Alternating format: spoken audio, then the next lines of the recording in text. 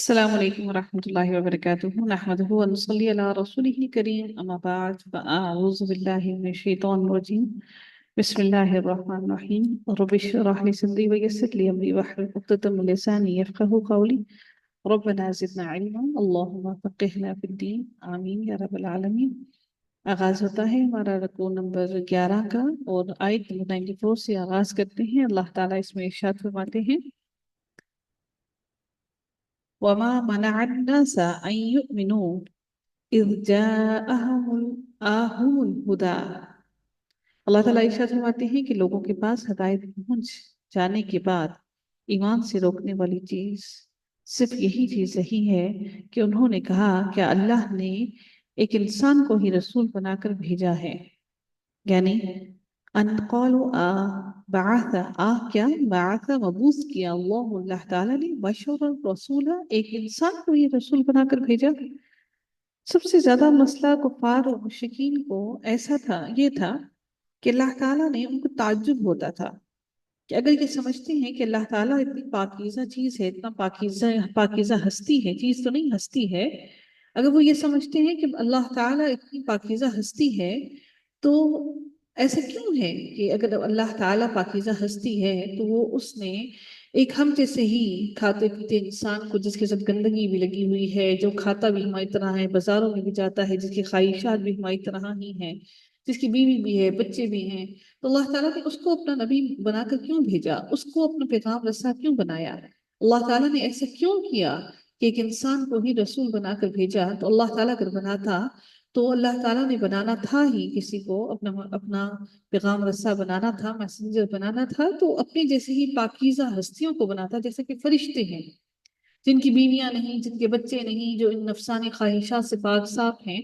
تو انہوں نے کیوں نہیں، اللہ تعالیٰ نے کیوں نہیں ایسے فرشتے کو اپنا رسول بنا کر بھیجا؟ تو اللہ تعالیٰ نے نبی کریم صلی اللہ علیہ وآلہ وسلم کو فرمایا قل اے نبی کریم صلی اللہ علیہ وسلم آپ ان کو کہہ دیجئے لو کان فی الارض ملائکۃ یمشون مطمئنین.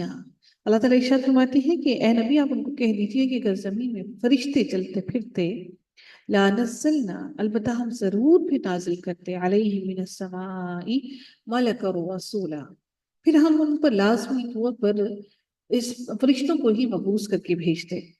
اللہ تعالیٰ کا یہ کہنا کیوں ہے؟ اللہ تعالیٰ نے انسان کو، نہ صرف انسان کو بلکہ ہر کائنات کی ہر چیز کو اس جیسی ہی مثالیں بیان کی، تاکہ اللہ تعالیٰ نے انسان کو یہ مثال اس لیے بیان کی تاکہ انسان سمجھ لے کہ اگر ایک انسان ایک رسول کے لیے وہ سارے کے سارے اعمال کرنا مشکل نہیں ہے، تو اللہ تعالیٰ کے احکامات ہیں، رول ماڈل ویسا بننا مشکل نہیں ہے، ان کے ساتھ بھی تمام کے تمام وہی نفسانی خواہشات ہیں، اور وہ ان تمام نفسانی خواہشات پر قابو کرنے کے بعد اللہ تعالیٰ کی باتوں پر عمل کرتے ہیں، تو ہم جیسے انسانوں پر بھی قطعاً یہ چیز مشکل نہیں ہونی چاہیے. اگر اللہ تعالیٰ فرشتوں کو بھیج دیتا تو وہ کہتے کہ ان فرشتوں کے ساتھ تو وہ نفسانی خواہشات ہے ہی نہیں، وہ کیا جانے کہ ہمارے دل کی خواہشات اور ہمارے دل کے معاملات کیا ہیں. ہمیں سونا ہے، ہمیں جاگنا ہے، ہمیں آرام کرنا ہے، ہم تھک جاتے ہیں.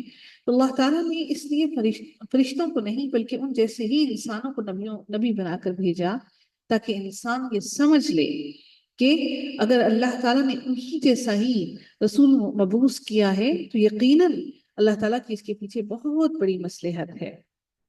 اللہ تعالیٰ مزید ارشاد فرماتے ہیں قُلْ كَفَى بِاللَّهِ شَهِيدًا بَيْنِي وَبَيْنَكُمْ. اللہ تعالیٰ ارشاد فرماتے ہیں کہ اے نبی کہہ دیجئے کہ میرے اور تمہارے درمیان اللہ تعالیٰ کا گواہ ہونا ہی کافی ہے. کفا قل کہہ دیجئے کافی ہے تمہارے اور میرے درمیان اللہ تعالیٰ ہی گواہ کافی ہے. یعنی میرے ذمے تمہارے ساتھ تمہارے پاس صرف اور صرف اللہ تعالیٰ کا پیغام پہنچانا ہی کافی تھا. وہ میں نے اپنی طرف سے میں نے وہ پیغام اللہ تعالیٰ کا پورا پیغام تمہارے تک پہنچا دیا. اب اس کے بعد میرے ذمے کوئی چیز نہیں ہے یا کوئی ایسی چیز نہیں جو میں نے اپنے ذمے رکھ رکھی ہے، بلکہ اب تمہارے ہاتھ میں ہے کہ تم اس پر عمل کرو یا نہ کرو. اس لیے اللہ تعالیٰ میرے ہر عمل کے لیے میرے اور تمہارے درمیان کافی ہے کہ میں نے اپنی رسپانسبلٹی پوری سر انجام دے دی. اللہ تعالیٰ ارشاد فرماتے ہیں اِنَّهُ كَانَ بِعِبَادِهِ خَبِيرًا بَصِيرًا. اللہ ताला फरमाती हैं वो अपने बंदों से खूब आगाह और बाखूबी देखने वाला है। ना सिर्फ वो आगाह है, वो बाखबर भी है, बल्कि वो देखने वाला भी है। अल्लाह ताला मजीद इरशाद फरमाती हैं वमन यहदिल्लाहु फहुवल मुहतद। अल्लाह ताला फरमाती हैं अल्लाह अल्लाह जिसकी रहनुमाई करे वो तो हदायत याफ्ता है। जिसको जिसकी रहनुमाई अल्लाह ताला कर दे, जिसको राह अल्लाह दिखा दे, जिसको रास्ता अल्लाह ताला दिखा दे, तो उसको रास्ते से कौन भटका सकता है। अल्लाह ताला फरमाते हैं तो जिसकी रहनुमाई अल्लाह ताला कर दे तो वो मुकम्मल तौर पर हदायत याफ्ता हो गया। अल्लाह ताला ने हम सब की हिदायत के लिए कुरान को भेज दिया। अगर हम में से हर इंसान अपने हाथों में कुरान को थाम ले और उसकी तालीमात को अपने दिलों में बसा ले, तो ऐसा मुमकिन ही नहीं है कि हम हिदायत के रास्ता ना अपनाएं। अल्लाह ताला मजीद इरशाद फरमाते हैं वमन युद्लिल फलन तजिद लहु औलिया मिन दूनिह। अल्लाह ताला मजीद क्या इरशाद फरमाते हैं कि जिसे वो राह से भटका दे कि फिर मुमकिन ही नहीं है। फलन ताजिदा, तुम हरगिज नहीं हुए है, तुम हरगिज नहीं पा सकते हो लहु औलिया मिन दूनिही, उनके साथ उनके लिए कोई भी मददगार नहीं पा सकते सिवाय उस ज़ात के जो कि अल्लाह ताला है। लेकिन अल्लाह ताला ने ही अगर उनको भटका दिया तो तुम तो अल्लाह को भी उनके साथ उनकी मदद के लिए नहीं पाओगे।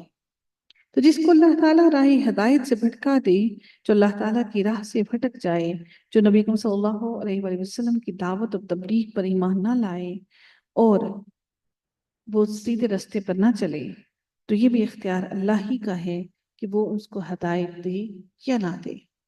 हम जब सूरह फातिहा पढ़ते हैं और अल्लाह ताला से सीधे रास्ते की दुआ करते हैं कि अल्लाह तो हमें सीधा रास्ता दिखा दे, तो अल्लाह ताला उस दुआ को कबूल करने के बाद हमें कुरान मजीद पूरा का पूरा हमारे हाथों में थमा देते हैं कि ये लो, वो दुआ जो तुमने की, उस दुआ की इवज़ मैं आज तुम्हें वो सारी चीजें अता करता हूँ जो जिसके लिए तुमने मुझसे मांगा। लेकिन जिस इंसान की वो दुआ सूरह फातिहा में ही कबूल नहीं होती, अल्लाह ताला अगले दरवाजे कुरान के उसके लिए बंद कर देते हैं। इंसान उससे आगे नहीं बढ़ पाता। बहुत से लोग सूरह बकरा तक पहुंचते हैं और सूरह बकरा की कुछ 2 3 4 रकू करने के बाद मुमकिन है कि 2 पारे भी कर लें और मुमकिन है कि शायद 3 पारे भी कर लें, लेकिन उसके आगे उनके कदम नहीं चलते, रुक जाते हैं।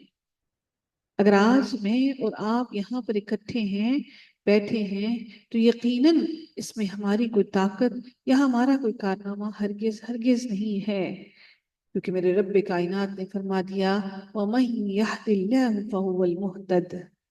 जिसको अल्लाह ताला हदायत देना चाहे तो वो हदायत दे देता है उसको, और वही असल हदायत है, उसको फिर राह से कोई भटका नहीं सकता। अल्लाह का शुक्र है कि उसने हमें भटकने से रोका और हमें हदायत के लिए आगे पूरा कुरान हमारे लिए खोल दिया। अल्लाह ताला से दुआ है कि रब्बे कायनात इस कुरान को हमारे आगे दोबारा कभी बंद ना करे। बहुत सालों तक ये बंद रहा, हमारी आंखों के सामने पड़ा रहा, लेकिन देखिए बंद पड़ा रहा, इसके दरवाजे बंद रहे।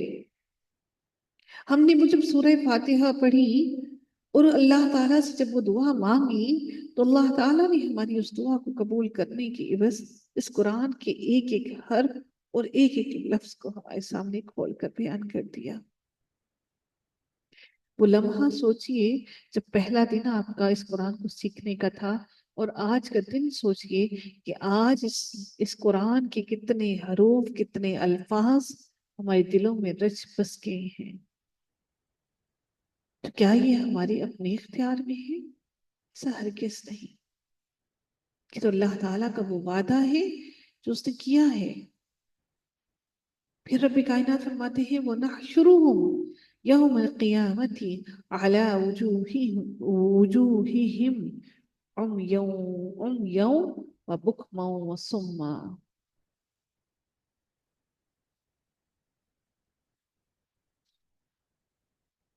अल्लाह ताला मजीद इरशाद फरमाते हैं कि वो नहशुरुहुम, और ऐसे लोगों को हम क़यामत के रोज औंधे मुंह आला वुजूहिहिम, उनको औंधे मुंह उनका हशर करेंगे, इकट्ठा करेंगे। वो नहशुरुहुम, हम उनको क़यामत के दिन औंधे मुंह इकट्ठा करेंगे, और ऐसे इकट्ठा करेंगे कि اندھے بھی ہوں گے، گونگے بھی ہوں گے اور بہرے بھی ہوں گے۔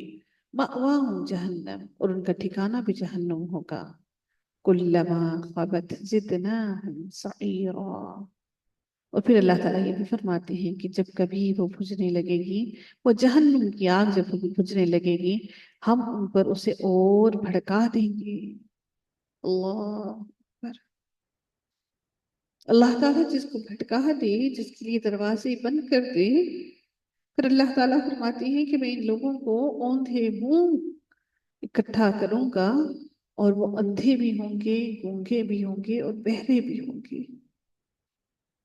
اوندھے منہ پڑے ہوں گے، اور پھر ان کو ان کا ٹھکانہ جہنم ہوگا۔ جب اتنے لوگوں کو آپ نے دیکھا ہے کہ جب آگ کے اندر بہت ساری چیزیں، بہت ساری لکڑی اکٹھی پھینک دی جائے، یعنی آگ جل رہی ہے لیکن اس کے اندر بہت ساری اکٹھی لکڑی پھینک دی جائے، تو آگ مدھم ہونا شروع ہو جاتی ہے۔ مدھم ہونے کے بعد جب تک کہ وہ لکڑی گرم ہوتی ہے، باقی اس وقت تک وہ مدھم ہوتی ہے، پھر یکدم وہ شعلے پکڑتی ہے۔ جب وہ لکڑی باقی گرم ہوتی ہے تو وہ پھر سے گرم ہونے کے بعد ظاہر اب اس کو فیول مل گیا، اب وہ مزید بھڑکتی ہے۔ اللہ تعالیٰ فرماتے ہیں ایسے ہی جب اللہ تعالیٰ اتنے لوگوں کو جہنم میں ڈالیں گے، اکٹھے جب پھینکے جائیں گے، اللہ تعالیٰ فرماتے ہیں کلما خبت زدناہم، جب وہ آگ بجھنے لگے گی، زدناہم، ہم اسے مزید بھڑکائیں گے۔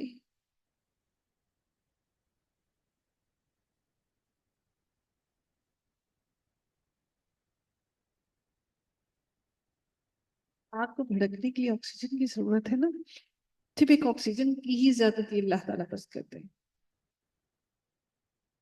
تو آگ کتنی زیادہ بھڑک اٹھے گی۔ ذالک جزاؤہم، اللہ تعالیٰ اب بیان کرتے ہیں کہ جزا ہے تمہاری۔ دیکھیں جزا جو ہے وہ دو طرح کی ہوتی ہے۔ آپ کہتے تھے نا جزاک اللہ، جزاک اللہ، تو جزا تو دو طرح کی ہوتی ہے، ایک اچھی بھی ہوتی ہے، ایک بری بھی ہوتی ہے۔ اللہ تعالیٰ فرماتی ہے یہ جزا ہے ان کی، بِأَنَّهُمْ كَفَرُوا بِآيَاتِنَا، یہ اس وجہ سے جو انہوں نے ہماری آیتوں کے ساتھ کفر کیا۔ بڑی آرام سے آ کر میں اکثر اوقات مجھے ایسے میسیجز آتے ہیں کہ فلاں آیت میں قرآن کی اللہ تعالیٰ نے یہ چیزیں حلال کر دی ہیں، ہم یہ بھی کر سکتے ہیں، ہم یہ بھی کر سکتے ہیں، ہم یہ بھی کر سکتے ہیں۔ اس کا پچھلا اور اگلا کانٹیکسٹ کبھی بھی جاننے کی کوشش نہیں کرتے۔ بیچ میں سے کوئی بھی آیت اٹھا کے آپ کسی ایک آیت کو بیچ میں سے اٹھا کے کسی پورے کے پورے تھیم کی انٹرپریٹیشن نہیں کر سکتے until and unless you don't know what was behind that ayah and what is the next to that ayah. even کہ ہم عربک کو ہم قرآن کی گرامیٹکلی ہم جب وہ کرتے ہیں تو اس کا پیچھے کہیں نہ کہیں ربط بن رہا ہوتا ہے۔ تو پھر کیسے آپ ایک آیت کو اٹھا کر کسی چیز کو حلال یا حرام کر سکتے ہیں؟ ہم نے دیکھا ہے کہ پورا رکوع اللہ تعالیٰ نے ایک ایک ٹاپک کو ایکسپلین کرنے کے لیے پورا رکوع بیان کیا ہے۔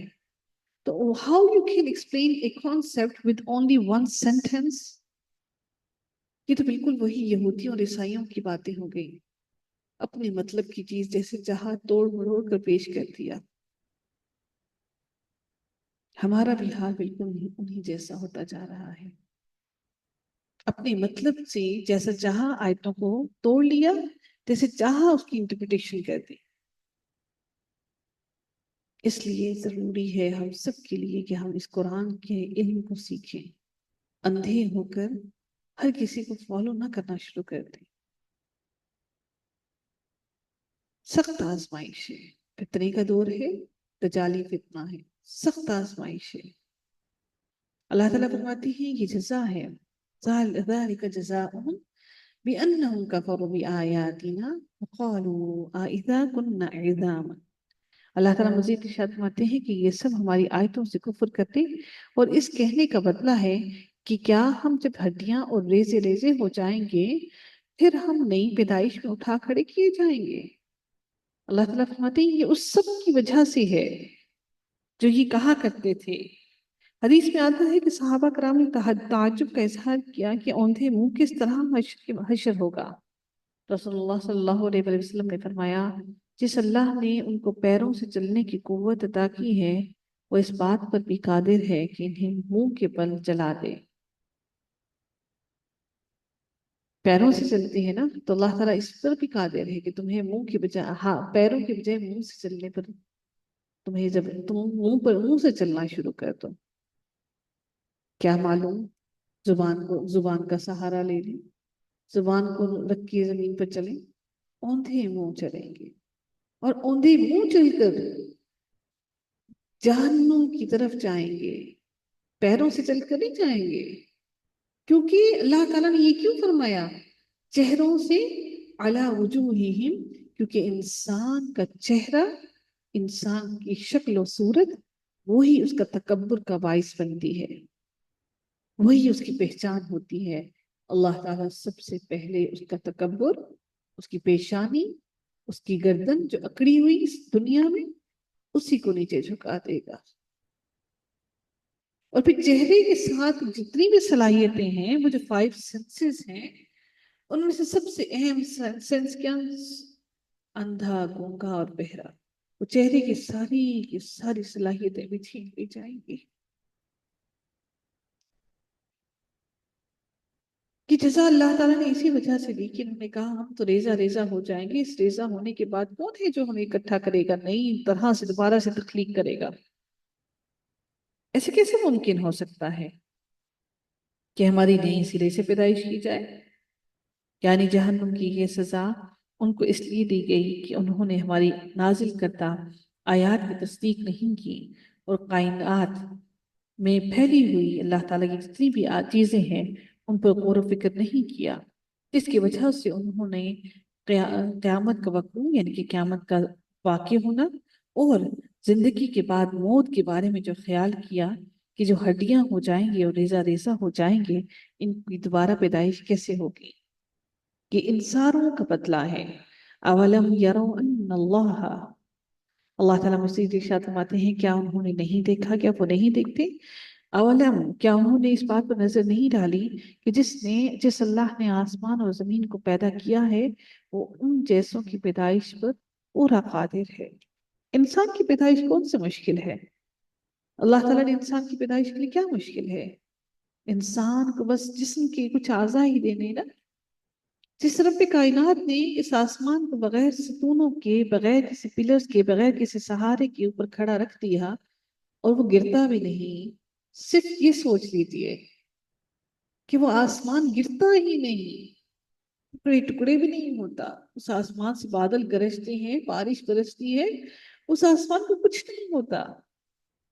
اللہ تعالیٰ فرماتے ہیں کہ میں اگر اس آسمانوں کو، ان آسمانوں کو اور زمین کو بنانے پر قادر ہوں، تو تم انسان کیا چیز ہو کہ میں تمہیں نہیں بنا سکتا؟ وَجَعَلَ لَهُمْ أَجَلًا لَا رَيْبَ فِيهِ،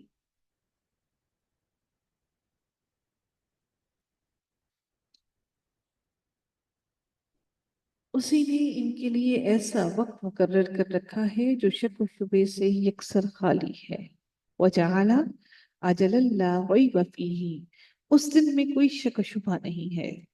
اکثر لوگ کہتے ہیں اتنا سختی ہو گئی، اتنا سخت اللہ تعالیٰ کی زمین پر فساد برپا ہے، فلسطین پر اتنا زیادہ ظلم و ستم ہو رہا ہے، تو اب قیامت کیوں نہیں آتی؟ اب تو قیامت آ جانی چاہیے۔ اگر میرے رب نے اس قیامت کا وقت معین نہ کر دیا ہوتا تو یہ قیامت کب کی آ چکی ہوتی۔ اللہ تعالیٰ نے قرآن میں بار بار فرما دیا کہ اس قیامت کی گھڑی کو نہ کوئی جلدی لا سکتا ہے، نہ اس میں کوئی تاخیر کر سکتا ہے۔ جتنا فساد برپا کرنا ہے اس میری زمین میں کر کے دیکھ لو، آخر تو لوٹ کر میری طرف ہی آنا ہے۔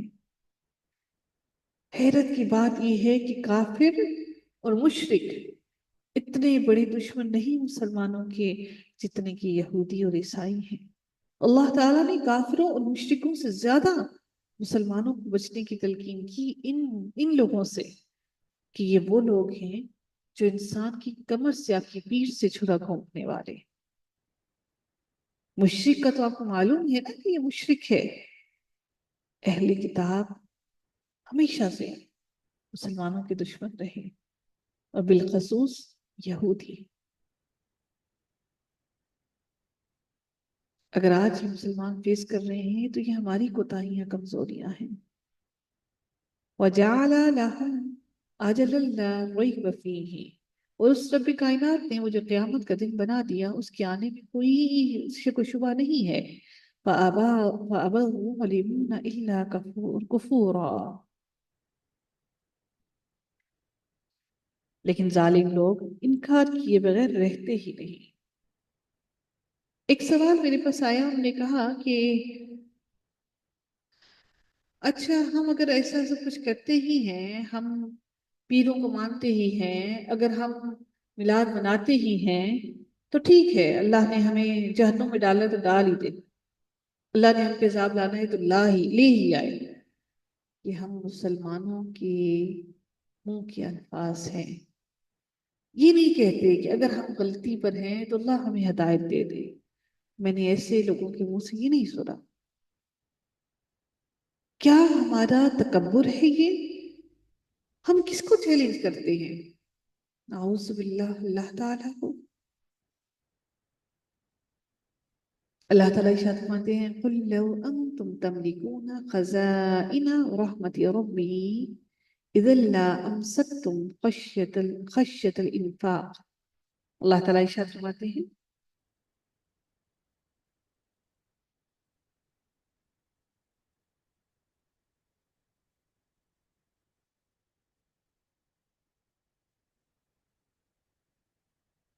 قُلْ لَوْ، کہہ دیجئے نبی کریم صلی اللہ علیہ وسلم کہ اگر بالفرض تم میرے رب کی رحمتوں کے خزانوں کے مالک بن جاتے، خزائن رحمت ربی، میرے رب کی خزانوں کی، رحمت کے خزانوں، یعنی کہ اللہ تعالیٰ کی رحمت ہے نا، اللہ تعالیٰ مشرکوں کو بھی دیتا ہے، کافروں کو بھی دیتا ہے، یہودیوں کو بھی دیتا ہے، گناہگاروں کو بھی، ہم جیسے لوگوں کو بھی دیتا ہے، اور اللہ تعالیٰ صالحین کو بھی دیتا ہے۔ اللہ تعالیٰ فرماتی ہے کہ اگر تم میرے رب کی رحمت کے خزانوں کے مالک ہو جاتے، اِذًا لَّأَمْسَكْتُمْ خَشْيَةَ الْإِنفَاقِ، اللہ تعالیٰ فرماتے ہیں کہ تو تم اس وقت بھی اس کے خرچ ہو جانے کے خوف سے اس کو روکے رکھتے ہیں۔ اللہ، تب بھی لا امسکتم خشیت الانفاق، تم اس ڈر اور خوف سے تم خرچ ہی نہ کرتے کہ کہیں یہ سارا مال ختم ہی نہ ہو جائے۔ اللہ نے فرمایا کہ میری رب کی، اے نبی آپ ان سے کہہ دیجئے کہ اگر تم میرے رب کی رحمتوں کے خزانے، جتنے بھی خزانے ہیں جو اپنی رحمتوں سے دے رہا ہے، تو تم اس کو تب بھی خرچ نہ کرتے اس خوف سے کہ کہیں سارا مال خرچ ہی نہ ہو جائے۔ وَكَانَ الْإِنسَانُ قَتُورًا، اور انسان ہے ہی تنگ دل، قطورا یعنی تنگ دل ہے انسان۔ انسان کو ڈر ہوتا کہ کہیں وہ فقیر نہ ہو جائے، لیکن اب چونکہ اللہ تعالیٰ نے انسان کے بارے میں کہا کہ انسان تنگ دل ہے، اس لیے بخل سے کام لیتا ہے۔ تو اس سے مقام پر سورہ نساء میں اللہ تعالیٰ نے ارشاد فرمایا، یعنی ان کو اگر اللہ کی بادشاہی میں سے کچھ حصہ مل جائے تو یہ لوگوں کو کچھ بھی نہ دیں۔ نقیر کہتے ہیں کھجور کی گٹھلی میں جو گھڑا ہوتا ہے نا، اندر جو بیچ میں اس کے اندر جو گھڑا ہوتا ہے اس کو کہتے ہیں، یعنی تل برابر بھی کسی کو نہ دیں۔ یہ تو اللہ کی مہربانی اور اس کا فضل و کرم ہے کہ اس نے اپنے خزانوں کے منہ لوگوں کے لیے کھول رکھے ہیں۔ جس طرح حدیث میں آتا ہے کہ اللہ تعالیٰ کے ہاتھ بھرے ہوئے ہیں اور رات اور دن خرچ کرتا ہے، لیکن اس میں کوئی کمی نہیں آتی۔ ذرا دیکھو تو صحیح، جب سے آسمان اور زمین اس نے پیدا کی ہیں کس قدر خرچ کیا ہوگا، لیکن اس کے ہاتھ میں جو کچھ ہے اس میں کمی نہیں، وہ بھرے کے بھرے ہیں۔ سبحان اللہ۔ اللہ تعالیٰ ہم سب لوگوں کو خرچ کرنے والے، اللہ کی راہ میں خرچ کرنے والوں میں شامل کرے، اور رب کائنات ہمارے مال کو اپنی راہ میں خرچ کرنا قبول فرمائے، اور ہمارے دلوں میں سے بخل کو دور کر دے، اور ہمارے دلوں میں سے حسد اور دکھاوے کو دور کر دے۔ آمین یا رب العالمین۔